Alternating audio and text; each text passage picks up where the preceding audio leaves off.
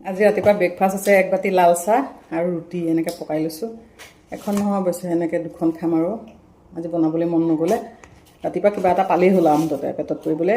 এতিয়া বাজিছে 9:30। ৰাতিপুৱা চাহ খালোঁ, এতিয়া 9:30 বাজিছে। ব্ৰেকফাষ্ট খাম এনেকৈ কোনে খাই কওকচোন। আমি কিন্তু খাওঁ দেই।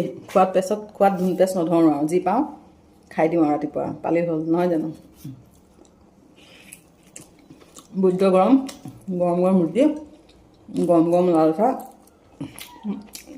বাতি লৈ লৈছোঁ। গাখীৰ চাহ নাখাওঁ, আপোনালোকেও নাখাব। কিছুমানৰ মূৰৰ বিষ হয়, তেওঁলোকে খাব বাৰু গাখীৰ চাহ খাবলৈ নাপালে।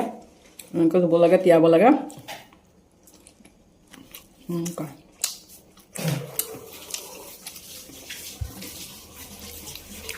খাব বুলি কৈছোঁ, মইহে খাওঁ। ল'ৰা ছোৱালীয়ে ভাল নাপায় নাই খাই, কিবা বেয়া পায় সিহঁতে। এইবিলাক জুতি ল'বই নাজানে আজিকালি ল'ৰা ছোৱালীয়ে। টেষ্টি। এতিয়া দিনটো ছুটি হৈছে যে অলপ গপচকৈ খালে দুপৰীয়া ভাত বনাবলৈ মনে নাযায়।